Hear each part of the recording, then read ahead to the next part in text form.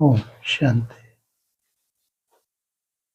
16/10/23 आकार मुरली है, गीत चला है। ओम नमः शिवाय। ओम अर्थात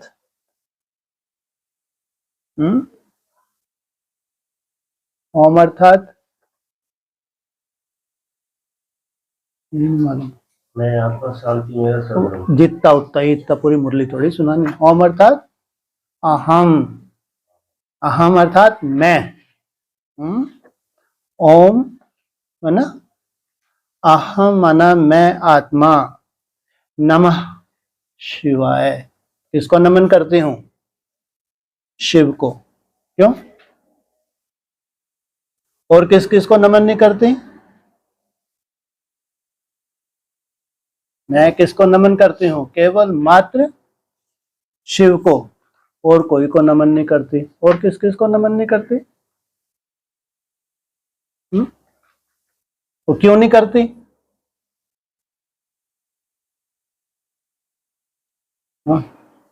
सिवाय शिव के मैं किसी के आगे नहीं झुकती। कारण क्या है? क्यों नहीं झुकती? तुम व्यभिचारी हो या अव्यभिचारी हो? कहलाते हैं ब्रह्मा कुमार कुमारियां। अगर अव्यभिचारी हैं तो, और व्यभिचारी हैं तो आगे चलकर शूटिंग कैसी होने वाली है? जो आत्मा बने होंगे वही कह सकेंगे, उन्हीं में ये संस्कार हैं। क्या? ओम नमः शिवाय। त्रिमूर्ति जो ऊंच से ऊंच भी है। क्या सबसे ऊंच कौन है? त्रिमूर्ति है, नहीं है? तो फिर तुम क्या कहते हो? अगर आत्मा बने हो तो क्या कहोगे? मैं किसकी वंदना करता हूं? किसके आगे झुकता हूं?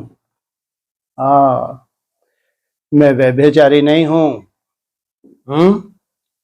दो देवताएं भी बुद्धि में हुए, 3 हुए, 4 हुए तो क्या हो गया?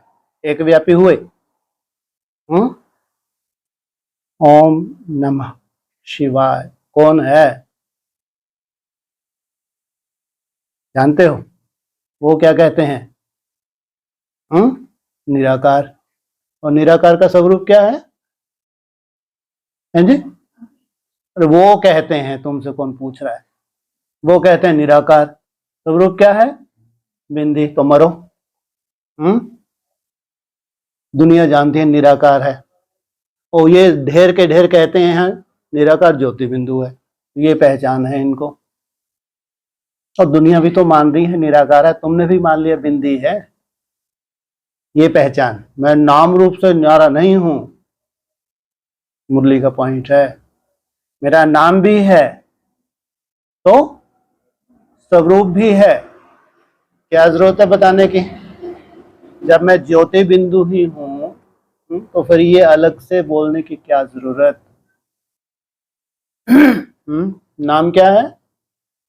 क्यों? सदा ही कल्याणकारी है, वो कभी भी अकल्याणकारी बनता ही नहीं। चाहे 800 करोड़ आत्माएं भी हैं, सबका कल्याण करता है। सबको कहां ले जाएगा? परमधाम। तो स्वर्ग में तो नहीं जाएंगे। स्वर्ग में कितने जाएंगे? 9 लाख जिनसे नई सृष्टि की शुरुआत होगी, उनको टाइटल मिलता है ब्रह्मा कुमार कुमारी। बाकी तो अधूरे ही ब्रह्मा कुमार कुमारी कहलाएंगे, चाहे प्रजापिता टाइटल लगाएं, चाहे ब्रह्मा कुमार कुमारी टाइटल लगाएं। 9 लाख कहेंगे, लेकिन 9 लाख में कितनी कैटेगरी हैं? शिवाय नमः कह सकते हैं ये क्या कहेंगे? ये सब क्या कहेंगे? 9 लाख शिवाय नमः कहेंगे। ये ओम शांति का बात क्या निकल रही है? बोल क्या रहे हैं? मत बोलो, जरूरी है बोलना। पॉइंट क्या चल रहा है? अरे 9 लाख तो प्रजा क्यों बनते, दास दासियां क्यों बनते? और ये सब क्या कहेंगे? क्या पहचान मिली है मुरली में इनको? परमात्मा है, ज्योति ज्योति बिंदु स्वरूप। ये 9 लाख को पहचानो भगवान ज्योति बिंदु स्वरूप। दास दासियां बनो, धक्के खाओ, ये राजयोगी नहीं है। नहीं तो मुरली में ये क्यों आया? जितना तुम बाप समान निराकारी स्टेज को टिकते जाएंगे उतना ही तुम बाप को पहचानते जाएंगे। सोचो, बाप की पहचान, जो ऊंच से ऊंच साकार बाप होगा सबसे पहले उसने पहचाना होगा, या 16,000 ने एक साथ पहचान लिया? चलो 16,000 की बात छोड़ो, 108 ने पहचान लिया होगा। चलो उनको भी छोड़ो, 8 ने पहचाना होगा। कितनों ने पहचाना पहले पहले? एक ने। इसलिए तीसरे नेत्र के रूप में उसने धारण कर लिया। तो जो 33 करोड़ देवता हैं उनमें वैल्यूबल 9 लाख देवता हैं। उनमें से एक देवता है जिसको शास्त्रों में तीसरे नेत्र के रूप में दिखाते हैं, शिव नेत्र। उसने पहचान दी। क्या पहचान दी? कौन सा नारा निकला? ओम नमः शिवाय। झुकना है तो उस एक के आगे झुकना है। अगर 2 के आगे भी झुके तो अव्यभिचारी हुए या व्यभिचारी हुए? व्यभिचारी। तो 9 लाख जो कैटेगरी में बढ़ गए, दास दासी बन गए, 3-4 कैटेगरी की दास दासी बन गए, तो क्या कहेंगे इनकी बुद्धि में पहचान कभी हुई संगम युग पे? को शिवाय नमः। मैं नाम रूप से न्यारा नहीं हूं, मेरा नाम भी है। क्या है? शिव, माना सदा कल्याणकारी। स्वरूप भी है? अव्यक्त ज्योतिर्लिंगम। क्या हूं मैं? ये उनके लिए है थोड़े से। कितने हैं वो थोड़े से? ये ढेर मुरलियों में नहीं है, सैकड़ों मुरलियों में हो सकता है ये पॉइंट। जबकि जो मुख्य चित्र बने थे आदि के 4 चित्र, उसमें मोटे मोटे शब्दों में लिखवा दिया, लेकिन सैकड़ों मुरलियों में क्या बोल लिया? अपनी पहचान क्या बताई? मैं ज्योति बिंदु, मेरा नाम शिव, मैं नाम रूप से न्यारा नहीं हूं, परम धाम का रहवासी हूं। लेकिन ये नहीं लगाया ज्योतिर्लिंगम, सब जगह नहीं लगाया, लेकिन मुरली में है नहीं है। ये है 16,000 के लिए। बाकी 9 लाख के लिए, 9 लाख के लिए ज्योतिर्बिंदु, 33 करोड़ के लिए 33 करोड़ के लिए। और जब 9 लाख बोलेंगे 33 करोड़ तो और कमजोर हैं, क्या बोलेंगे वो? ज्योतिर्बिंदु। और 800 करोड़ आत्मा क्या बोलेंगी? वो तो कोई काम की ही नहीं है, वो क्या बोलेंगी? क्या बोले? वो क्यों बोलेंगी? जब परमात्मा पहचान निकले वो ज्योति बिंदु नहीं बोलेंगी? पूरी दुनिया को मालूम नहीं पड़ेगा निराकार ज्योति बिंदु स्वरूप? अंधी ही रहेगी क्या दुनिया? उनको मुक्ति, जीवन मुक्ति का वर्षा नहीं पाना है? तो वो एक्यूरेट पहचान नहीं है। एक्यूरेट पहचान तो 16,000 को राजयोगी कहलाती हैं, 9 लाख राजयोगी नहीं है। यथा राजा रानी तथा प्रजा। तो राजा क्यों नहीं बनते? महाराजा क्यों नहीं बनते? राजकुमार राजकुमारी क्यों नहीं बनते? 9 लाख प्रजा में क्यों चले जाते हैं? दुख शांति नहीं है कोई। ये वंडरफुल बात। क्या उनको कोई भी दुख शांति नहीं है? ऐसी दुनिया में जाती हैं 9 लाख आत्माएं, लेकिन स्टेटस कोई बहुत बड़े नहीं होते। जितना गहरा ज्ञान होगा उतनी ही तुमको याद की पावर कैसी होगी? उतनी ही सूक्ष्म याद होगी, उतनी ही धारणाएं भी श्रेष्ठ होंगी। इसलिए कहा योग बल। यथार्थ ज्ञान है तो योग बल का रूप धारण करे, नहीं तो सालों साल लटकते रहो, कोई प्रोग्रेस नहीं। तो एक व्यापी जिनकी बुद्धि में बैठ जाता है, ओम नमः शिवाय, और उनमें सबसे पहचान ओम अर्थात भ्रुकुटी में टिकते हैं, बार बार बहुत प्रैक्टिस करते हैं। अगर आत्मा ही नहीं बने तो परमात्मा बाप की पहचान बस बिंदी ही मिलेगी तुमको, और इतनी ही काफी है स्वर्ग में जाने के लिए। ऊंच पद पाने के लिए तो इतनी सूक्ष्म बिंदी बन गए तो कोई रह भी ना सके। मुरली के महावाक्य हैं। हाँ, सोचो। लो, ज्यादा नहीं तो 9 लाख तो पढ़ाई पढ़ती है, नहीं पढ़ती? कंपटीशन करती है, नहीं करती? हैं? प्योरिटी की धारणा करती होंगी, नहीं करती होंगी? नंबरवार दिव्य गुणों की धारणा भी करती होंगी। ये पढ़ाई है। तो उस पढ़ाई में जो टॉपर निकल जाते हैं, कितनी सूक्ष्म आत्मा बनते होंगे। लेकिन उतनी सूक्ष्मता में टिकना, कितनी सूक्ष्मता में, कितनी सूक्ष्मता में? जितना सूक्ष्म वो है, तुम क्या हो?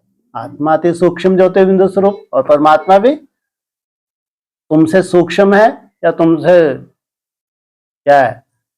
अति सूक्ष्म। माना इतनी सूक्ष्मता तो तुम्हारे में आ ना सके जितनी सूक्ष्मता उस परमात्मा बाप में है। ये सूक्ष्मता क्या है? ये सूक्ष्मता क्या है? तुम कैसे सूक्ष्म बनते हो? मनन चिंतन सूक्ष्मता। ये ढेर के ढेर सोल घुस रही हैं, नए नए रिसर्च कर रही हैं, ये सूक्ष्मता है। ढेर के ढेर आज की डेट में नई नई तरह की आत्माएं घुस रही हैं, नए नए तरह का ज्ञान आ रहा है, कितना सुंदर मंथन हो रहा है, और रसातल में चले जाते हैं, कोई प्रोग्रेस नहीं होती। कोई देवता बन के दिखता है, देवता बना हुआ दिखेगा, ये सब असुर, इनके सींग निकले हुए, दांत निकले हुए दिखेंगे। मुरली क्या है? हमारी लाठी है। तो क्या है सूक्ष्मता? जितना सूक्ष्म ज्योतिर्बिंदु स्वरूप में टिकते हैं, निसंकल्प होते हैं, ये है तुम्हारी सूक्ष्मता। मनन चिंतन सूक्ष्मता नहीं है। निसंकल्प होने से मनन चिंतन तो यथा स्वतः ही चलेगा, स्वतः ही। मनन चिंतन करना में बहुत मोटी बुद्धि है। ब्राह्मण है तो मनन चिंतन करने वाले कितने निकलते हैं? जितने भी ब्राह्मण बनते हैं, ब्रह्मा कुमार कुमारी बनते हैं, दुनिया के हिसाब से इनको क्या पहचान मिलती है? सृष्टि चक्र की पहचान मिलती है, आत्मा की पहचान मिलती है, परमात्मा की पहचान मिलती है। मिलती नहीं मिलती? तब तो ब्राह्मण बनते हैं। लेकिन सूक्ष्मता, जितनी सूक्ष्मता किसमें है? हाँ, उस एक में है। इतनी सूक्ष्मता तो कोई धारण कर भी ना सके। हाँ, उसके सन्मुख कहो, उतनी ऊंचाई पे कहो, किसने उसने सूक्ष्मता को धारण किया? हाँ, देवदेव महादेव। इसलिए शास्त्रों में उसको तीसरे नेत्र के रूप में दिखाया है। इसलिए पढ़ाई है। इस पढ़ाई में जो जितना ऊंच जाता है, जितना निसंकल्प होता है, जितना सूक्ष्म बनता है, उतना ही बाप समान, उतना ही जन्म जन्मांतर की राजाई। ये राजयोग है। ये राजाई के संस्कार भरने का योग है। कंट्रोलिंग और रूलिंग पावर जो योग बल से आती है, भगवान की पहचान से आती है। सबसे पहले अपनी पहचान, डिटैच होके बाप को याद करना, ये है एक्यूरेट याद। ऐसे तो शिव बाबा, मेरा बाबा, मीठा बाबा, ये भी क्या है? याद है, नहीं है? लेकिन भक्ति मार्ग की बहुत श्रेष्ठ याद है। कम से कम बाप की पहचान के आधार से बोलते हैं, मेरा बाबा, मीठा बाबा, प्यारा बाबा। कहाँ ज्ञानी तो आत्माओं की पहचान, कहाँ अनेक कैटेगरी के ब्राह्मणों में भक्त भरे हुए हैं, उनकी पहचान, कितना अंतर हो जाएगा। इसलिए उनकी स्टेज में भी अंतर हो जाता है और स्टेटस में भी अंतर हो जाता है। जन्म जन्मांतर की बात है। उठाओ पीछे जाके, इतनी गहरी नींद पे तो बिस्तर पे नहीं सोता होगा कोई। उठा दो थोड़ा, इतना वहां तक ही तो जाना है, टाइम थोड़ी लगेगा। 2-4 को जाने की जरूरत नहीं है, एक ही उठा दो जाके, बस हो गया काम। हाँ, क्या बोला? ओम नमः शिवाय। मैं आत्मा बनी हूं, ये पहचान है। जितना तुम सूक्ष्म बने हो, निसंकल्प बने हो, उतना ही ये मुरली के रहस्य तुम निकाल सकते हो, या पूरा हप भी कर सकते हो। कितना हप कर सकते हो? मुरली में क्या बोला? जो बाप के अंदर ज्ञान है, इनके लिए है। मैं आया ही तुम बच्चों के लिए हूं। तुम बच्चे तो बाप को पूरा ही हप कर लेते हो। उन ज्ञान सागर के अंदर जो है, वो तुम पूरा क्या करते हो? हप कर लेते हो, बाप समान बन जाते हो, त्रिकालदर्शी बन जाते हो, त्रिनेत्री बन जाते हो, त्रिलोकी नाथ बन जाते हो। नहीं तो सभी ब्राह्मण कहते हैं हम क्या बन गए, हैं, त्रिलोकी नाथ। हमको 3 लोगों का ज्ञान मिल गया। ये क्या हो गया, कौन सा भूत आ गया? हाँ, तीनों लोगों का ज्ञान मिल रहा है। कौन कौन सा? साकार लोक, सूक्ष्म और परमधाम, ये बन गए त्रिलोकीनाथ, त्रिकालदर्शी बन गए। क्या क्या ज्ञान मिल गया है? सत्युग त्रेता कैसे चक्कर लगाना है हमने जान लिया, बन गए त्रिकालदर्शी। तीसरा नेत्र खुल गया इनका, क्योंकि ज्ञान मिल गया मोटे रूप का। और तो जब तुम ब्रह्मा सो विष्णु बनते हो 1 सेकंड में, इतनी सूक्ष्मता धारण करते हो, इतनी निसंकल्प अवस्था, 8 घंटे तो तुम्हारी स्टार्टिंग होती है, जिसके लिए बाप सर्टिफिकेट देते हैं। अगर अष्ट देव में है तो 8 घंटे याद, पास विद ऑनर। सोचो, जब निसंकल्प तुम 8 घंटे याद हो जाती है, तुम उंगलियों पे नचा लो, जिसको चाहे उंगलियों पे नचा सकते हो। और तुमको तो कहां तक जाना है?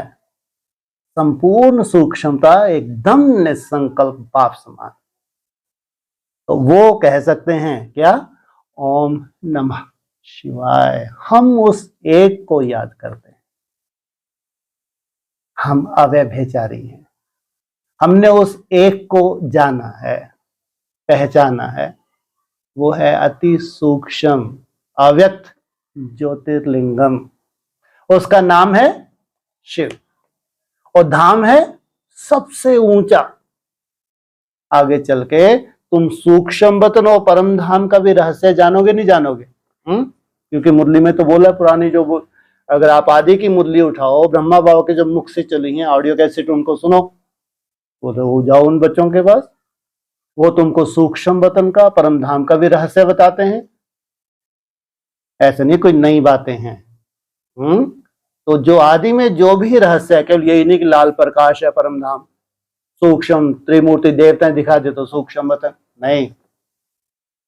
ये सब जो रहस्य हैं, ये प्रैक्टिकल अनुभव करने की बातें हैं। केवल इतना ही नहीं है कि फरिश्ता स्वरूप की ड्रिल कर ले और ड्रिल करके घूमने लगे, बन गए फरिश्ता। हाँ, तो हड्डी मांस होगा, नहीं होगा आगे चल के तुम्हारा, होगा रहित। कहीं भी किसी भी स्थान पे पहुंच सकोगे, नहीं पहुंच सकोगे। और उसके ऊपर जब तुम एकदम बिंदी बन जाओ, निसंकल्प हो जाओ, तो तुम्हारी स्पीड कैसी होगी? कितने नजारे देख सकेंगे? मुरलियों में है, मुरलियों में तुम्हारे नजारे तक बताएं कि कैसे कैसे नजारे देखोगे। सोचो आप, इतना सहज नहीं है कि हम कहते हैं हम राजयोगी हैं। कहाँ 700-800 करोड़ आत्माएं, कहाँ 9 लाख परसेंटेज निकालो तो कुछ भी नहीं है। 9 लाख में परसेंटेज निकालो 16,000 कुछ भी नहीं है। अगर इतना ही सहज राजयोग होता, आज ये लाखों ब्राह्मण ब्रह्मा कुमार कुमारी टाइटल लेके बैठे हैं। है किसी के पास इतनी सूक्ष्मता जो ये रहस्यों को बता सके? वो तो कहते हैं निसंकल्प तो बना ही नहीं जा सकता, ये मनन चिंतन ही बस यही सब कुछ है। रिसर्च हो सकती है, हाँ, ये बहुत बड़ी साइंस है। इसलिए मुरली में बोला ये तुम्हारा विज्ञान है, ये जो तुम्हारी याद है ये क्या है? ये विज्ञान है।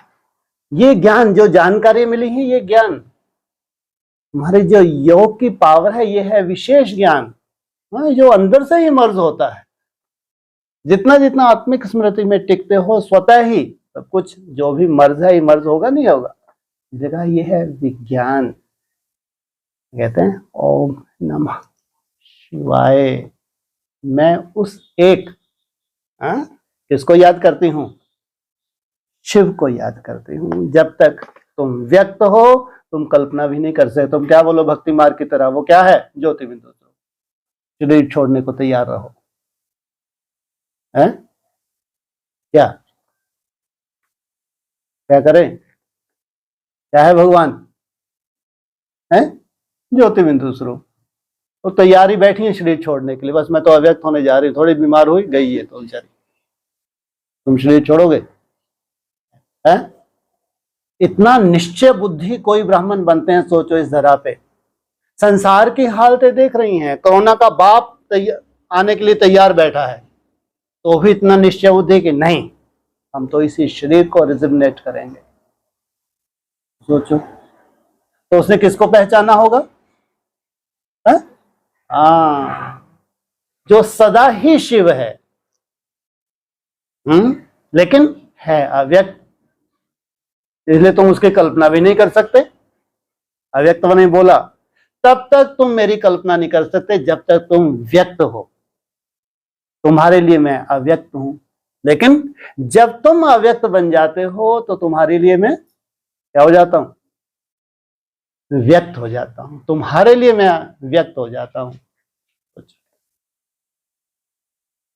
गीत गाया, ओम नमः शिवाय, ओम शांति।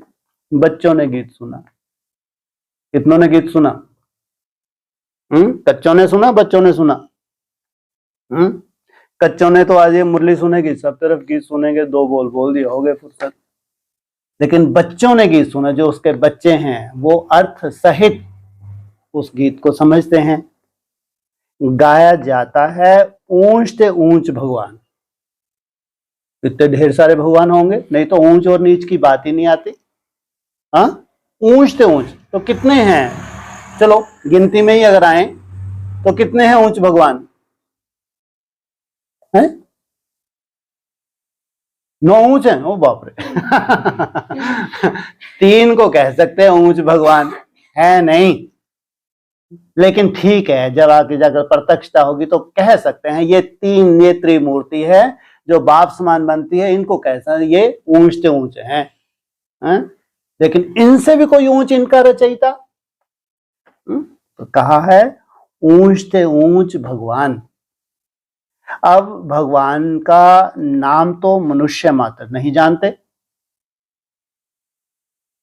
भक्त भगवान को नहीं जानते।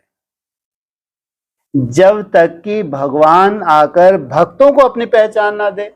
जितना बड़े से बड़ा भक्त होगा उतना ही बड़े से बड़ा ज्ञानी बनता है। तो पुराने भक्तों को आके अपनी पहचान देते हैं।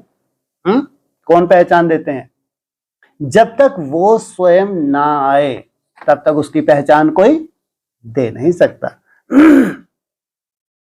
भगवान आकर भक्तों को अपनी पहचान ना दें, यह तो समझाया गया है ज्ञान और भक्ति। ज्ञान अर्थात समझ, भक्ति अर्थात भावना। भक्ति में क्या होती है? अंध श्रद्धा होती है। कहाँ? समझ। सत्युग रहता है ज्ञान की प्रालब्ध। जिनकी बुद्धि में जितना एक्यूरेट ज्ञान बैठता है तो वो प्रालब्ध कहाँ बनाते हैं? संगम युग पे। अभी तुम ज्ञान सागर से ज्ञान पाकर पुरुषार्थ से अपनी सदा सुख की प्रालब्ध बना रहे हो। सदा सुख की। कितने सुख की? 21 जन्म सुख की या सदा सुख की? अभी तुम ज्ञान सागर से ज्ञान पाकर पुरुषार्थ से अपनी सदा सुख की प्रारब्ध बना रहे हो। फिर द्वापर कलयुग में भक्ति होती है। अभी है ज्ञान की प्रारब्ध और फिर भक्ति की प्रारब्ध शुरू हो जाएगी भावना के आधार से। ज्ञान की प्रारब्ध सतयुग त्रेता तक चलती है। ज्ञान का सुख तो 21 पीढ़ी चलता है। जो तुमने अभी ज्ञान पाया है ये इसकी प्रारब्ध। संस्कार एक से धारण करेंगे सब ब्राह्मण या अलग अलग संस्कारों वाले होंगे? हाँ, छिलका सब उतार लेंगे। छिलका उतार के क्या बन जाएंगे? पक्के ब्राह्मण बन जाएंगे, एकदम पवित्र। और उसके बाद ब्राह्मण सो फरिश्ता, फरिश्ता सो देवता। लेकिन तो भी कैटेगरी है। तुम्हारी अपनी पीढ़ी है। सूर्यवंशियों की अपनी पीढ़ी। इसमें और वंश वाले भी जो द्वापर युग से कन्वर्ट होंगे उनकी भी तो अपनी पीढ़ी होंगी। तो कहा ज्ञान का सुख तो 21 पीढ़ी चलता है, वह है स्वर्ग का सदा सुख, नरक का है अल्पकाल क्षण भंगुर सुख। यहां उस सुख की जब शुरुआत होती है तो फिर खत्म होता है। बच्चों को समझाया जाता है सतयुग त्रेता ज्ञान मार्ग था, नई दुनिया नया भारत था, उसको स्वर्ग कहा जाता है। अभी तमो प्रधान भारत नरक हो गया है, अनेक प्रकार के दुख हैं। स्वर्ग में दुख का नाम निशान नहीं रहता, गुरु करने की दरकार ही नहीं। कब से शुरुआत होती है गुरु करने की? जब से दुख शुरू होते हैं। भक्तों का उद्धार भगवान को ही करना है। अभी कलयुग का अंत है, विनाश सामने खड़ा है, दिख रहा है? क्या खड़ा है सामने? मौन हो, हैं? क्या सामने खड़ा है? विनाश सही में खड़ा है। कब से मुरलियां चलती आ रही हैं, खड़ा है। बोर ही हो गए ब्राह्मण सुन सुन के। अभी दुनिया को दिख रहा है लेकिन ब्राह्मणों को नहीं दिख रहा। सोचो आप, दुनिया को दिख रहा है विनाश, लेकिन जो सालों से चिल्लाते आ रहे हैं, दुनिया को बता रहे हैं, अपनी दुकानें चला रहे हैं, उनको अभी तक नहीं दिख रहा। अगर वैराग दिखे सामने विनाश तो वैराग कैसा हो? फिर रातों को नींद आएगी? मौत तो सामने खड़ा। अभी जहां युद्ध चल रही है वो सो के दिखाई जरा। अभी जहां जहां वार चलेगी और चल रही है, फिर वर्ल्ड वार में कन्वर्ट हो जाएगी। जहां अभी वो चल रही होगी, जिस कंट्री में चल रही होगी, वो सो के दिखाएं जरा।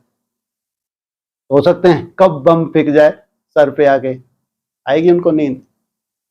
वो कह रहे हैं विनाश सामने खड़ा है, और भगवान तुमको पढ़ा रहे हैं, तुमको क्या बता रहे हैं? महसूस होता है? नहीं होता। जो साफ सुथरे ब्राह्मण है वो कहेंगे कि अभी नहीं, तो ऐसा वैराग आ जाए ना। अगर विनाश सामने दिखे, ब्रह्मा बाबा को सामने दिखना, खूंटी पे टंगा हुआ अपना दिखता, कल ही जैसे होने वाला है। सोचो तो वैराग कैसा होगा कि सबको, अच्छे अच्छे मंत्रियों को सबको लिख के दे दिया। अगर ऐसा नहीं होगा तो हमारी प्रॉपर्टी चाहो तुम जब्त कर लो। तो ये भी तो निश्चय है ना। 76 में हुआ नहीं हुआ एक अलग बात है, लेकिन एक निश्चय तो है। उस निश्चय के आधार से जो त्याग किया वो तो जमा हो गया। हम अपनी बुद्धि को क्यों चलाएं? कोई ऐसा विनाश विनाश नहीं होता, युक्तियां हैं। इस आधार से जो तुम्हारा त्याग हो जाता है, जो तुम्हारी तपस्या हो जाती है, तुम्हारी प्रारब्ध तो बन गई। विनाश के जो रहस्य हैं ये अलग बात, लेकिन जो जिन भी ब्राह्मण ने उस वक्त त्याग किया होगा तो क्या फोकट जाएगा? अरे भक्ति मार्ग में अगर त्याग करते हैं उनका भी जमा होता है, ज्ञान मार्ग में त्याग करें उनका जमा नहीं होगा। तो क्या कह रहे हैं? स्वर्ग, अभी कलयुग का अंत है, विनाश सामने खड़ा है। बाप आकर ब्रह्मा द्वारा ज्ञान देकर स्वर्ग की स्थापना करते हैं, शंकर द्वारा विनाश, विष्णु द्वारा पालना कराते हैं। कौन? बाप। वो शिव बाप आकर 3 देवताओं के द्वारा 3 कर्तव्य कराते हैं। परमात्मा के कर्तव्य को कोई समझते नहीं। मनुष्यों को पापात्मा पुण्यात्मा कहा जाता है, पाप परमात्मा पुण्य परमात्मा नहीं कहा जाता। अगर तुम कहते हो आत्मा ही सो परमात्मा, तो फिर पाप परमात्मा पुण्य परमात्मा कहो ना। महात्मा को भी महान आत्मा कहेंगे, महान परमात्मा नहीं कहेंगे। आत्मा पवित्र बनती है। बाप ने समझाया है, पहले पहले मुख्य है देवी देवता धर्म। उस समय सूर्यवंशी ही राज करते थे, चंद्रवंशी नहीं थे। एक धर्म था। भारत में सोने चांदी के महल थे, हीरे जवाहरातों से छतें दीवारें सब सजी हुई थीं। भारत हीरे जैसा था, वही भारत अब कोड़ी मिसल बन गया। और फिर क्या बनने जा रहे हैं? क्या बनने जा रहे हैं भारतवासी? भारत क्या बनने जा रहा है? सोने की चिड़िया नहीं, ये तो कुछ और ही बता रहे। हाँ सोचो, सोने की चिड़िया द्वापर युग से तो भी एक टाइटल। फिर कौन आ गया? ये क्या हो जाता है इनको? नजर से लग जाती है क्या? है? हाँ, सोने की चिड़िया तो द्वापर युग में, द्वापर से बाद हिस्ट्री में, हाँ, जब से सोने की मोहरों का लेन देन शुरू हुआ तब से भारत क्या कहलाया? सोने की चिड़िया। भगवान आगे क्या बना रहे हैं? भारत को हीरे तुल्य बना रहे हैं।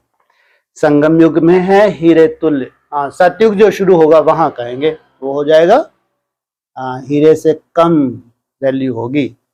बाप कहते हैं मैं कल्प के अंत में सतयुग आदि के संगम पर आता हूं, भारत को माताओं द्वारा फिर से स्वर्ग बनाता हूं। भारत को, हाँ, भारत का भी आधार, हाँ, भारत माता शिव शक्ति अवतार अंत का यही नारा है। यह है शिव शक्ति पांडव सेना। माताएं तो खास, लेकिन साथ में पांडव भी हैं। पांडवों की प्रीत एक बाप से है, सब पांडव नहीं हैं। कितने पांडव निकले?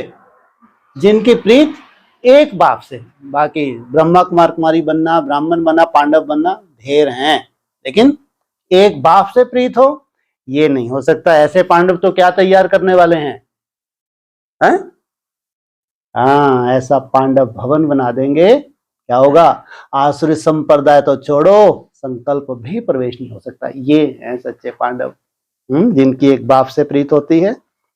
उन्हों को बाप पढ़ाते हैं, ऐसे पांडव तैयार करते हैं। शास्त्र आदि हैं सब भक्ति मार्ग की सामग्री। वह है भक्ति कल्ट, तभी बाप आकर सबको भक्ति का फल देते हैं, जिससे तुम सदगति में जाते हो। सदगति दाता सबका एक बाप ही है। बाप को ही ज्ञान सागर कहा जाता है। बाकी मनुष्य को मुक्ति, जीवन मुक्ति दे नहीं सकते। यह ज्ञान कोई शास्त्रों में नहीं है।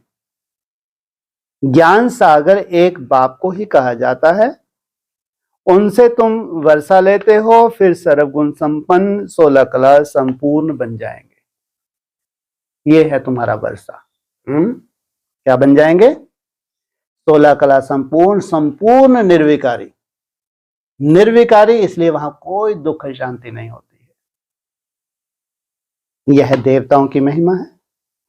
लक्ष्मी नारायण है 16 कला संपूर्ण, राम सीता है 14 कला। यह पढ़ाई है, यह कोई कॉमन सत्संग नहीं है। क्या है ये? इसलिए ईश्वरीय विद्यालय है, पढ़ाई है।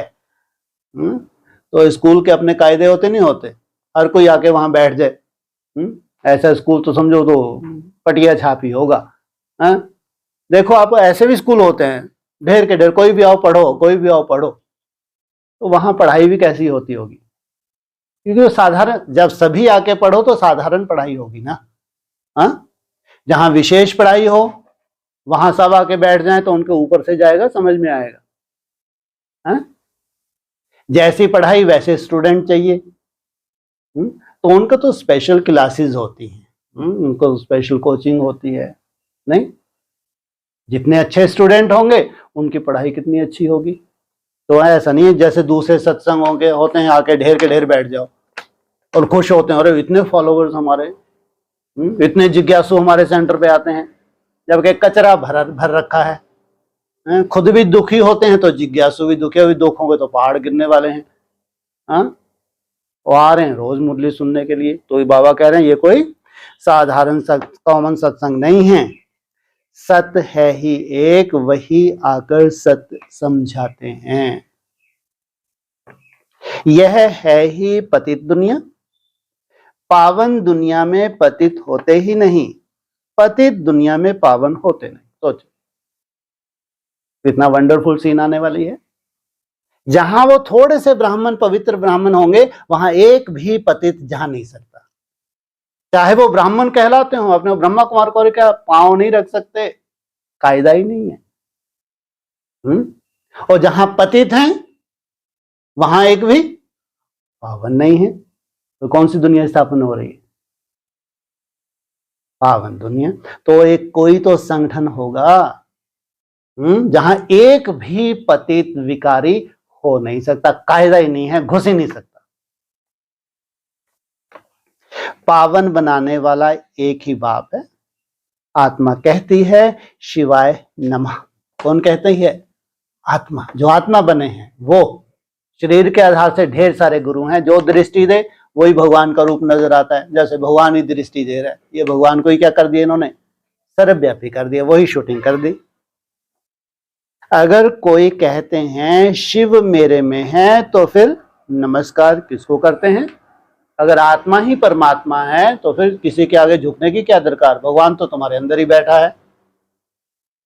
यह अज्ञान फैला हुआ है। अब तुम बच्चों को बाप त्रिकालदर्शी बनाते हैं। तुम जानते हो सब आत्माएं जहां रहती हैं वह है निर्वाण धाम, स्वीट होम। मुक्ति को तो सभी याद करते हैं। जहां हम बाप के साथ रहते हैं, कहां? परम धाम में, स्वीट होम में, जहां हम बाप के साथ रहते हैं। शरीर छोड़ के वहां रहना कोई बड़ी बात नहीं। पूरी दुनिया शरीर छोड़ के परम धाम जाएगी, नहीं जाएगी? और संगम युग में जीते जी परम धाम निवासी बनना, इसको कहेंगे बाप के साथ रहना।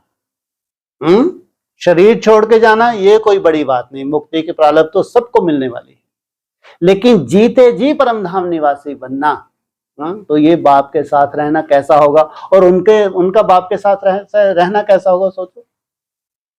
यहां तुम नॉलेजफुल होते हो, उसके बाद तुम परम धाम की स्टेज में जाते हो, बाप के सन्मुख रहते हो, पूरा ही हप करके कहां आ जाते हो? वहीं टंगे रहोगे? कहां जा? हाँ, वापिस इस दृष्टि पे आते हो, हप करके आते हो। ऐसे ही नहीं खाली पीली आ जाते हो। ऊपर टकरा तुम टपका दिया, सेकंड नारायण बन गए, थर्ड नारायण बन गए, या त्रेता युग में आ गए, या द्वापर युग में आ गए। ये प्रारब्ध नहीं है तुम्हारी। तुम होशो हवास में जाते हो, और होशो हवास में ही तुम, ऐसा नहीं तुम जब नीचे आए तो सब कुछ भूल गए, बुद्धू जैसे बन गए, आत्मासी दिख रही आत्मा और कुछ मालूम ही नहीं। कब गया था कब आ गया, फिर चलना सिखा रहे, ऐसे ऐसे चलते हैं भाई साहब। ऐसे बुद्धू हो क्या? क्या हो तुम? ऐसे नहीं हो, तुम हो ज्ञानी तु आत्मा, जिसको कहते हैं ज्ञानी तु आत्मा मुझे अति प्रिय है। अभी तुम बाप को याद करते हो, सुख धाम में जाएंगे तो बाप को याद नहीं करेंगे। बाप को कितना बुरा लगता होगा? तुम सुख धाम में जाएंगे तो बाप को याद, तो बाप को कितना बुरा लगा? मुरली में क्या बोला तुमको फिर? क्या बोला मुरली में? जब तुम सतयुग में जाते हो त्रेता में तो मेरे को याद ही नहीं करता। मैं क्या करता हूँ? हाँ, ऐसा जैसे कोई रूठ के चले जाता है, तो 2 युग में रेस्ट करता हूँ, जैसे उल्हाना सा देते हैं, है ना? अब तुम मेरे को याद ही नहीं करते और मैं 2 युग रेस्ट में चले जाता हूँ। अभी यह है दुख धाम, सभी दुर्गति में है। नई दुनिया में नया भारत था, सुख धाम था, सूर्यवंशी चंद्रवंशी राज्य था। नई दुनिया कब से आ जाएगी? नई दुनिया जहां सूर्यवंशी चंद्रवंशियों का राज होगा, देवताओं का राज होगा। कब? बोलो। हाँ, जब वन आएगा प्रैक्टिकल ब्राह्मणों की दुनिया में। अभी नहीं है। वहां से एक्यूरेट सत्युग की शुरुआत हो गई। तब कहेंगे बाप आया। कि बाप आता है तब तो वन आता है। 76 में वन आया, लेकिन मन बुद्धि में आया। फिर 4 अवस्थाओं से गुजर के शरीर को रिजिवनेट करके एक ऐसा सैंपल तैयार हो जाए जो साइंस को भी चैलेंज कर दें। हमारे जो ऋषि मुनियों ने रिजिवनेट लिखा है, कायाकल्प करना, अभी ऐसा हो सकता है? तो उनको भगवान का चैलेंज हो जाए कि ये है मेरी रचना, ये है शरीरों को रिजिवनेट किया। तब कहेंगे वन, लेकिन तब सूर्यवंशी और चंद्रवंशियों का राज होगा। मनुष्यों को तो यह पता ही नहीं है कि लक्ष्मी नारायण और राधे कृष्ण का क्या कनेक्शन है। किनको? जो मनन चिंतन करने वाले हैं, मनु की औलाद हैं, मनुष्य, उनको नहीं मालूम क्या इनका क्या कनेक्शन है। वह राजकुमारी, वह राजकुमार अलग अलग राज्य के हैं। ऐसे नहीं कि दोनों ही आपस में भाई बहन हैं। पूरी दुनिया में हिंदू धर्म में राधा कृष्ण को कोई भाई बहन मानता है? सब कोई माने, बाबा को ऐसा बोलने की क्या जरूरत? लाइन वेस्ट नहीं होती है। मुरली में तो क्या बोला? ऐसे नहीं कि दोनों आपस में भाई बहन हैं।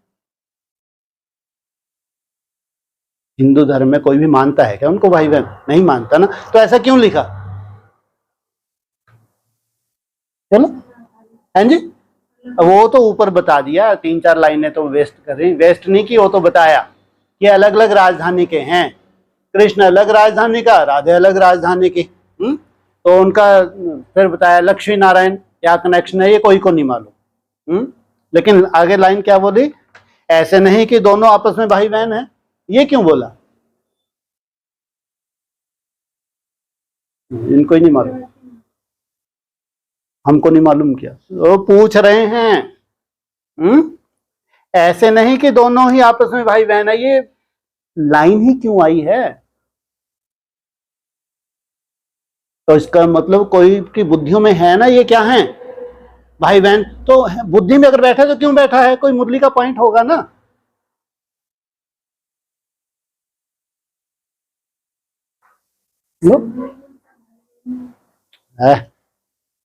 हाँ, क्या पॉइंट है? अरे बच्चे बुच्चे वो बाप बहुत वो नहीं है ना। पॉइंट ये आ रहा है, ऐसे नहीं कि दोनों आपस में भाई बहन है। तो किन्हीं की बुद्धि में अगर बैठा हुआ है ये भाई बहन है, तो ब्राह्मणों की बुद्धि में किन्हीं की बुद्धि में बैठा होगा ना। तो वो उनकी बुद्धि में कहां से बैठ गया? ब्राह्मणों का आधार तो मुरली ही होती है ना, तो मुरली का कोई पॉइंट होगा ना, तब तो बुद्धि में बैठा। क्या पॉइंट बुद्धि में बैठा उनका? ये भाई बहन है।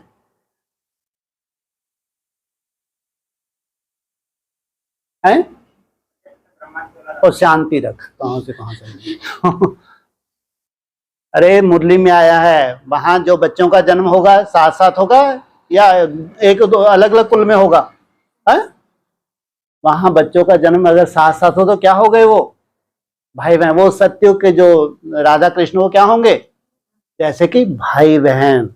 और यहाँ संगम युगी राधा कृष्ण को भाई बहन नहीं कहेंगे, यहाँ तो अलग अलग कुल होते हैं। कृष्ण का कौन सा कुल है? सूर्य, कितना नशा होता होगा। और राधा का कौन सा कुल है? शिट ऐसे मत बोलो नहीं, इतना ऐसे बोल रहे कोई वैल्यू ही ना हो। कौन सा कुल है बेचारी का? तो बेचारी भले ही लगा दो आप, थोड़ा ही चल जाएगा। कौन सा कुल है बेचारी का? चंद्रवंश। तो किसके यहां पैदा हुई वो? किसके यहां पैदा हुई? हाँ, चंद्रवंश में पैदा हुई। वो शूटिंग अभी चल रही है वर्तमान समय। और सूर्य जो वंशी कृष्ण है वो कहां पैदा होता है? डायरेक्ट कहां टपक जाता है? ज्ञान सूर्य से जन्म लेता है। वो शूटिंग भी यहाँ संगम युग पे होती है। मुरलियों के जो भी महावाक्य हैं ये एक्यूरेट सब लागू होते हैं, ध्यान रखना। ऐसे ही फोकट नहीं है ये मुरली। जो मुरली हमको देवी देवता बनाए साधारण हो सकती है क्या? दुनिया की पढ़ाई इतनी वैल्यूबल होती है, कोई कलेक्टर बन जाता है, कोई एसपी बन जाता है, बड़ी बड़ी पोस्टों में चले जाते हैं, इतनी वैल्यू। तो देवी देवता बनने वाली पढ़ाई इतनी सहज हो, सुबह से अभी शुरू करेंगे, मीठे बच्चे से लेके नमस्ते नमस्ते कर देंगे। अरे इतनी सहज पढ़ाई हो सकती है क्या भगवान के महावाक्य? और एक ही बार भगवान आता है पूरे कल्प में, एक बार आके अपनी पढ़ाई पढ़ाए, साधारण पढ़ाई हो सकती है। तो मुरली में जो भी महावाक्य हैं ये सब अर्थ सहित आगे चल के प्रत्यक्ष होंगे। इसलिए बोला ऐसे नहीं कि दोनों आपस में भाई बहन हैं। वह अलग अपनी राजधानी में थी, श्री कृष्ण अपनी राजधानी का राजकुमार था। उनका स्वयंवर होता है तो लक्ष्मी नारायण बनते हैं। नाम परिवर्तन हो जाता है कब? स्वयंवर के बाद। सतयुग में हर चीज सुख देने वाली है, कलयुग में हर चीज दुख देने वाली है। सतयुग में किसी को अकाले मृत्यु नहीं होती। तुम बच्चे जानते हो हम अपने परम पिता परमात्मा बाप से सहज राजयोग सीखते हैं, है? क्या तुम बच्चे जानते हो हम अपने, हमारा अपना है वो, और तुम राजयोग सीख रहे हो। 9 लाख राजयोगी नहीं है? उनका तो सबका भगवान है, वो उनका भगवान है? ये महावाक्य कौन लगा सकता है? हम अपने। ये राजयोगी ही कह सकते हैं। इतना अपनापन कब होगा? जब संबंध हो, बिना संबंध में अपनापन नहीं होता। इसलिए बोला तुम बच्चे जानते हो हम अपने परमपिता परमात्मा बाप से सहज राजयोग सीखते हैं, नर से नारायण, नारी से लक्ष्मी बनने के लिए। यह स्कूल है। उन सत्संगों आदि में तो कोई एम ऑब्जेक्ट होती ही नहीं। वेद शास्त्र आदि सुनाते रहते हैं। क्या कहा? उन सत्संगों में, सत्संग आदि में कोई एम ऑब्जेक्ट होती नहीं। क्या सुनाते रहते हैं? ये मुरलियां हमारे क्या हैं? ये हमारे वेद शास्त्र हैं। वेद शास्त्र आदि सुनाते रहते हैं। बाप के द्वारा तुम इस मनुष्य सृष्टि चक्र को अब जान गए हो। बाप के द्वारा ये चक्र कैसे घूमता है, कितनी अवस्थाएं होती हैं इस चक्र की? 4 अवस्थाएं। तो 4 अवस्थाओं से ये चक्र को घूमने के बाद कौन सी अवस्था में चला जाता है? 1 सेकंड में ब्रह्मा सो विष्णु, तब कहेंगे 1 1 1। बाप को ही नॉलेजफुल, विलिसफुल, रहम दिल कहा जाता है। गाते हैं ओ बाबा आकर रहम करो। हेवनली गॉड फादर ही आकर हेवन स्थापन करते हैं संगम पर। हेवन में बहुत थोड़े मनुष्य होते हैं और हेल में 800 करोड़ हैं। बाकी इतने सभी कहां जाएंगे? बाप सभी को मुक्तिधाम में ले जाएंगे। कितना बड़ा कर्म कर देते हैं। तुमको कहां भेजने के लिए? तुमको मुक्तिधाम में भेजने के लिए सबको कहां भेज देता हूं? जीवन मुक्ति में भेज देता हूं, इनसे मिलो। मुक्तिधाम में भेज देता हूं। स्वर्ग में सिर्फ भारत ही था, फिर भी भारत ही रहेगा। कितनी दादागिरी है। क्या स्वर्ग में सिर्फ भारत ही था, अभी भी क्या होगा? भारत ही रहेगा। ऐसे नहीं किसी को घुसने नहीं देंगे। भारत सचखंड यहां गाया हुआ है। अभी तो भारत कंगाल बन गया। तुमको अभी क्या दिखता है? भारत कंगाल है? अभी तो भारत, अरे कब बोली है वानी, कब चलिए? 18 जनवरी 69 से पहले हैं? अभी तो सामने क्या खड़ा है? विनाशी विनाश। ये तो उनको दिखा रहे हैं जो पढ़ते ही नहीं है ढंग से पढ़ाई, कहलाते हैं ब्रह्मा कुमार कुमारी, ब्राह्मण बन गए, उनको दिखा रहे हैं सामने विनाश खड़ा है। तुमको कंगाल भारत दिखता है? तुमको क्या दिखता है? सरताज। हाँ, पैसे पैसे के लिए भीख मांगते रहते हैं। कहाँ कंगाल भारत ज्ञान की भीख मांगता रहे, कब मेरी अवस्था बढ़े। और जब तुम सरताज बन जाते हो भीख मांगने की दरकार है? भारत हीरे जैसा था, अब कौड़ी मिसल है। यह ड्रामा के राज को समझना। तुम रचयिता बाप को और उनकी रचना के आदि मध्य अंत को जानते हो। ये है वंडरफुल बात। किस किस को जानते हो? रचयिता बाप और उसकी रचना के आदि मध्य अंत को तुम जानते हो। गाते मनुष्य गाते भी है वंदे मातरम, परंतु वंदना पवित्र की ही हो जाती है। ऐसा नहीं सफेद साड़ी पहन ली तो वंदे मातरम नहीं। क्या बोला? इनकी है ना, कितनी निकलेंगी वंदे मातरम? 16,000 निकले। अरे साड़ी नहीं, चलो पजामा कुर्ता पहनते हो, बात तो एक ही हो गई है। तो 16,000 ही तो निकलेंगी नहीं। परमात्मा ही आकर वंदे मातरम कहना शुरू करते हैं। ऐसी वंदना, ऐसी माताएं, ऐसी पवित्र आत्माएं जिनकी भगवान आके वंदना करते हैं। शिव बाबा ने ही आकर कहा है नारी स्वर्ग का द्वार है, और सन्यासियों ने क्या कहा? सोचो कितना उल्ट बोला। वो कहते नारी नरक का द्वार और भगवान कहते नारी स्वर्ग का द्वार है। शक्ति सेना है ना, यह स्वर्ग का राज दिलाने वाली है, जिसको ही वर्ल्ड ऑलमाइटी अथॉरिटी राज कहा जाता है। तुम शक्तियों ने स्वराज स्थापन किया था, अब फिर से स्थापन हो रहा है। पहले भी किया था, फिर से हो रहा है। राम राज कहा जाता है सतयुग को। क्या रामराज कहा जाता है सतयुग को। एक जगह बोला है सतयुग को, कृष्ण के राज को सतयुग कहेंगे, हाँ, राम के राज को वो स्वर्ग नहीं कहेंगे, स्वर्ग नहीं कहेंगे। और यहाँ क्या बोला, राम राज कहा जाता है सतयुग को, माना राम बाप की बात है। राम बाप आके जो स्थापना करते हैं राम राज की, जिसको बैकुंठ भी कहते हैं, ये उस बैकुंठ की बात है। अभी भी कहते हैं राम राज हो। तो संगम युग पे हमने कैसा वो अनुभूति की है जो आज तक गायन है, कि वो हमको कौन सा राज चाहिए, वो राम राज चाहिए। परंतु वह कोई मनुष्य तो कर ना सके, इन कारपोरियल गॉडफादर ही आकर पढ़ाते हैं। उनको भी जरूर शरीर चाहिए, जरूर ब्रह्मा तन में आना पड़े, आधार तो चाहिए। शिव बाबा तो तुम सब आत्माओं का बाप है, प्रजापिता भी गाया हुआ है, पिता तो बाप ठहरा ना। ब्रह्मा को ग्रेट ग्रेट ग्रैंडफादर कहा जाता है। हाँ, कितनी बार लगाया ग्रेट ग्रेट, फिर आगे क्या लगा दिया, ग्रैंडफादर। सोचो क्यों, कहां तो ब्रह्मा हमारा बाप है, कहां ब्रह्मा के लिए ग्रेट ग्रेट ग्रैंडफादर। इसलिए मुरली में बोला ब्रह्मा और प्रजापिता ब्रह्मा आत्माएं जुदा जुदा। जो सबका बाप है ब्रह्मा, वो तो हो गया हमारा सबका बाप, उसका भी तो कोई बाप होगा, तो वो हो गया दादा, माना ग्रैंडफादर। क्यों, कौन प्रवेश करते हैं, शिव बाबा।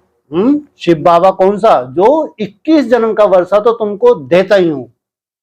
ये तुमको अपना वर्षा ना दे ना दे, बाप अपना वर्षा दे ना दे, लेकिन डाडे का वर्षा 21 जन्मों का वर्षा तो जरूर मिलता है। तो ग्रेट ग्रेट ग्रैंडफादर कहा जाता है। आदि देव आदि देवी दोनों बैठे हैं, तपस्या कर रहे हैं। ग्रेट ग्रेट ग्रैंडफादर आदि देव भी बैठा है, तो आदि देवी भी बैठी है। तुम भी तपस्या कर रहे हो, यह है राजयोग। तुम तपस्या कर रहे हो ताकि तुम उन सब रहस्य को समझ सको। सन्यासियों का है हठ योग। अमृत वेले उठते हैं, बैठते हैं, भगवान को याद किया, लेकिन कुछ भी परिवर्तन नहीं, नवीनता नहीं, तो क्या हो जाता है, हठ योग। वह कभी राजयोग सिखा नहीं सकते। गीता आदि जो भी शास्त्र हैं वह सब है भक्ति मार्ग की सामग्री। पढ़ते आए हैं परंतु तमोप्रधान बन गए हैं। यह वही महाभारत लड़ाई है जिससे विनाश होना है। शुरू हो गई, नहीं हो गई, यह वही महाभारत लड़ाई है जिससे क्या होने वाला है, विनाश होना है। साइंस कोई वेदों में नहीं है, उनमें तो ज्ञान की बातें हैं। यह साइंस बुद्धि का चमत्कार है जो इन्वेंशन निकालते रहते हैं। साइंस की शुरुआत कब से हुई, लगभग कितना समय हो गया होगा, कितने वर्ष हो गए होंगे, कितने वर्ष हुए हैं साइंस को निकले हुए, लगभग। अरे 100-150 ही तो बोलते हैं, ज्यादा से ज्यादा, अगर हिस्ट्री में जाके देखो। सोचो, इसका मतलब जब विनाश होना होता है तुम्हारे लिए, साइंस को इतना रिफाइन होना होता है, अभी फिलहाल उसी साइंस में कौन सी नूंद हो गई, विनाश की नूंद हो जाती है। एक तरफ पूरा सफाई का कारोबार होना है, दूसरी तरफ नई दुनिया की स्थापना। तो इसलिए बाबा ने बोला मुझे साइंस का बहुत बड़ा रोल है, विनाश में भी बहुत बड़ा रोल है, तो स्थापना में भी बहुत बड़ा रोल है। तो विमान आदि बनाते हैं सुख के लिए जो साइंटिस्ट हैं, फिर पिछाड़ी में इनके द्वारा ही विनाश होता है। सुख के लिए बनाए थे विमान, अभी वो विमान विनाश के काम आ रहे हैं। यह सुख का हुनर भारत में रह जाएगा क्या, ये जो इन्होंने इतनी इन्वेंशन की है ये सब कहाँ रह जाएगी, भारत में। और बैठे हैं सब अभी विदेशों में बड़ी बड़ी इन्वेंशन कर रहे हैं, लेकिन जितना भी हुनर है भगवान की प्रेरणा से है। इसके लिए भारतवासियों के लिए तो कितना वंडरफुल ड्रामा बनने वाला है, कैसी विनाश लीला होने वाली है। विदेशों में कैसे ज्यादा दुख नहीं देते हैं बाबा उनको शरीर छोड़ने में, क्या बोला मुरली में, इनको तो बस ऐसा बम फटा गैस सूंघी और खल्लास। सबसे कड़ा मौत तो तुम्हारा है, किनका? भारतवासियों का। वो सामने खड़ा है। सिविल वार माना सबसे कड़ा विनाश, जो मार काट मचने जा रही है, जो सामने खड़ी है। हाँ? तो क्या होगा? ये पूरा जो भी साइंस की इन्वेंशन है किनके लिए है? हैं? भारतवासियों के लिए, भारत के लिए है। यह सुख का हुनर भारत में रह जाएगा, क्योंकि भारत ही तो अविनाशी खंड है। हाँ? दुख का हुनर मारने आदि का खलास हो जाएगा। ये भी तो एक हुनर है, जो इतने बड़े बड़े मिसाइल्स बनाए हैं, ये खलास हो जाएगा। साइंस का अक्ल चलाता है। यह बम्स आदि कल पहले भी बने थे। पतित दुनिया का विनाश, फिर नई दुनिया की स्थापना होनी है। बाप कहते हैं तुमने 84 जन्म पूरे किए हैं, अब इस देह का अहंकार छोड़ मुझ बाप को याद करो, तो याद की योग अग्नि से विकर्म विनाश होंगे। याद और याद की योग अग्नि, बहुत अंतर है। इसे तुम क्या करते हो? बाप को याद करते हो, लेकिन अभी तुम्हारी याद अग्नि रूप नहीं बनी है। अग्नि रूप कब कहेंगे? याद तो कर रहे हो, लेकिन याद तुम्हारी अभी अग्नि रूप नहीं बनी। अग्नि रूप कब कहेंगे? जब दूसरे संकल्प उसमें इंटरफेयर ना करें, तब वो होता है ज्वाला स्वरूप। तो योग अग्नि से विकर्म विनाश होंगे। रावण ने तुमसे बहुत विकर्म कराए हैं। पावन बनने का तो एक ही उपाय है। तुम आत्मा तो हो ही, कहते भी हो मैं आत्मा, ऐसे नहीं कहेंगे मैं परमात्मा हूं। कहते हो मेरी आत्मा, तो आत्मा को रंज नाराज मत करो। आत्मा सो परमात्मा कहना यह बहुत बड़ी भूल है। छोटी मोटी नहीं है। पूरे विश्व में, संसार में क्या कहते हैं? आत्मा ही परमात्मा है। भगवान कहते हैं बहुत बड़ी भूल है। क्यों? इससे क्या नुकसान हो रहा है? इससे सबसे बड़ा नुकसान हुआ कि भगवान सर्वव्यापी हो गया, तो जो एक व्यापी संगम युग पे आके वर्षा देता है, वो वर्षे की बात खत्म हो गई। अब भी है तमो प्रधान व्यभिचारी भक्ति। जो आया उसको बैठ पूजते हैं। अव्यभिचारी एक की याद को कहा जाता है। बुद्धि में तुम्हारे बस एक, दूसरा ना कोई, ये है अव्यभिचारी। अब व्यभिचारी भक्ति का भी अंत होना है। बाप आकर बेहद का वर्षा देते हैं। सभी को सुख देने वाला एक बाप है, दूसरा ना कोई। बाप कहते हैं मुझ एक के साथ बुद्धि योग जोड़ने से ही अंत मति सो गति हो जाएगी। इसलिए कोई चिंता नहीं होनी चाहिए। क्या अंत में हमारी क्या गति होगी? लंबे समय जो तुमने अभ्यास किया है वही तुम्हारी गति होगी। मैं हूं ही स्वर्ग का रचयिता। यह कांटों की दुनिया है, एक दो में लड़ते झगड़ते रहते हैं। अभी यह पुरानी दुनिया बदल रही है। ये ब्राह्मणों की पुरानी दुनिया अभी क्या होने जा रही है? बदल रही है। ज्ञान अमृत का कलश माताओं पर रखते हैं, यह है नॉलेज। परंतु विष की भेंट में अमृत कहा जाता है। कहां? दुनिया में विष। सबसे बड़ा विष कौन सा है? काम विकार है सबसे बड़ा विष। कहा भी जाता है अमृत छोड़ विष काहे को खाए। श्रीमत से ही तुम श्रेष्ठ बनेंगे। परम पिता परमात्मा आकर श्रीमत देते हैं। श्री कृष्ण भी श्रीमत से ऐसा बना है। यह समझने की बातें हैं। इस सारी पुरानी दुनिया को भूल एक बाप को याद करना है। बलिहार भी अभी जाना होता है। इसको ही जीते जी मरना कहा जाता है। भक्ति मार्ग की बातें अलग हैं। वह है भक्ति कल्ट। भक्ति के तो ढेर गुरु हैं, परंतु सदगति दाता एक ही निराकार परम पिता परमात्मा है। साकार मनुष्य मनुष्यों की सदगति कर नहीं सकते। सदा के लिए सुख दे नहीं सकते। सदा सुख देने वाला बाप है। यह पाठशाला है। एम ऑब्जेक्ट भी बाप बतलाते हैं। कहते हैं तुमको स्वर्ग के सुख का वर्षा मिलेगा, बाकी सब मुक्ति धाम में चले जाएंगे। इतनी बड़ी प्रारब्ध है। पूरी दुनिया शरीर छोड़ के मुक्ति धाम में चले जाए, और कुछ आत्मा इस सृष्टि पे ऐसी सुख शांति का भोग जहां दुख शांति है ही नहीं, और घोर दुखों की दुनिया उन्होंने देखी हो। इतनी बड़ी प्रारब्ध है। वहां जो बच्चे जन्म लेंगे उतनी बड़ी प्रारब्ध नहीं है कि उन्होंने दुख देखा ही नहीं। लेकिन जिन्होंने दुखों के पहाड़ देखे हों, फिर ऐसा अविनाशी सुख देखें, बहुत बड़ी प्रारब्ध है। शांतिधाम, सुखधाम और यह है दुखधाम, यह चक्र फिरता रहता है। इसको सदर्शन चक्र कहा जाता है। क्या है स्वदर्शन चक्र में? क्या क्या है इसमें? हैं जी, अभी भूल गए। ये कहां बोला? अभी क्या बोला? लो, शांतिधाम, सुखधाम, दुखधाम, इसको क्या बोला जाता है?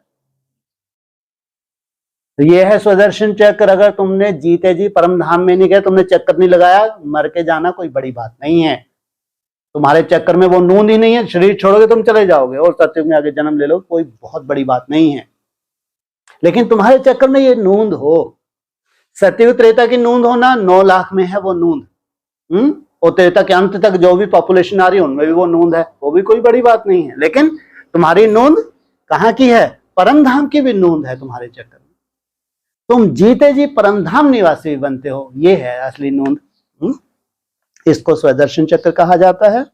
इस ड्रामा के चक्र से कोई छूट नहीं सकता। यह बना बनाया अविनाशी पार्ट है हर एक का।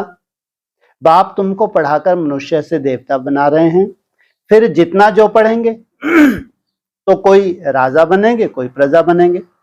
सूर्यवंशी डिनाइस्टी है ना, सतयुग में सूर्यवंशी थे तो और कोई नहीं थे। भारत खंड ही ऊंच से ऊंच सचखंड था, अब झूठ खंड बना है। इसको रौरव नरक कहा जाता है। पैसे के लिए कितनी महामारी होती है। वहां तो कोई अप्राप्त वस्तु नहीं रहती जिसकी प्राप्ति के लिए कोई पाप करना पड़े। बाप ही इस भ्रष्टाचारी दुनिया को श्रेष्ठाचारी बना रहे हैं इन माताओं द्वारा। इन्हों को बाप बंदे मातरम कहते हैं, सन्यासी नहीं कहते बंदे मातरम। क्या वो कहते हम बहुत पवित्र हैं, यहाँ सन्यासियों की शूटिंग भी तो करने वाले हैं, उनको बैठते हैं हम मुरली सुनाते हैं, हम बहुत पवित्र हैं। माताओं की तो कोई वैल्यू ही नहीं है जो घर गृहस्थ में रहती है। अरे घर गृहस्थ में रहते पवित्रता को पालो, तुम्हारी भी क्या है ये जिनके भगवान वंदना करता है, कल्पना करके देखो। इसलिए बोला कोई ब्रह्मा कुमारी प्रजा कुमारी बनेगी, कोई ब्रह्मा कुमारी राजा कुमारी बनेगी। ऐसा नहीं कि सीट पे सन्यासी बैठ गई, कोई वैल्यू नहीं होती माताओं की बेचारियों की। कल्पना करके देखो, जो घर गृहस्थ में पवित्र रहती है माताएं, वहां झाड़ू पोछा कर रही हैं, वहां बर्तन साफ कर रही हैं, वो ऐसे चिल्लाती हैं उनके ऊपर जैसे ये नौकरानी हो इनकी। वो भगवान उन माताओं की वंदना करते हैं, इसलिए प्योरिटी है फर्स्ट। तो बाबा कहते हैं सन्यासी नहीं कहते वंदे मातरम, इनके बस का नहीं है पहचानना। उनका है हद का सन्यास, यह है बेहद का सन्यास। घर गृहस्थ में रहते हो पवित्र रहना, यह है बेहद का सन्यास। सारी दुनिया का बुद्धि से सन्यास करना। शांति धाम सुख धाम को याद करना है, दुख धाम को भूल जाना है। बाप का यह फरमान है। बाप आत्माओं को समझाते हैं, तुम इन कानों से सुनते हो। किनको समझा रहे हैं? आत्माओं से बात करते हैं और तुम इन कानों से सुनते हो। शिव बाबा इन ऑर्गन्स द्वारा तुमको समझाते हैं। यह है ज्ञान सागर, यह कोई साधु संत महात्मा नहीं है। अच्छा, मीठे मीठे सकीलदे बच्चों प्रति माता पिता बाप दादा का याद प्यार, गुड मॉर्निंग। रूहानी बाप की रूहानी बच्चों को नमस्ते। ओम शांति।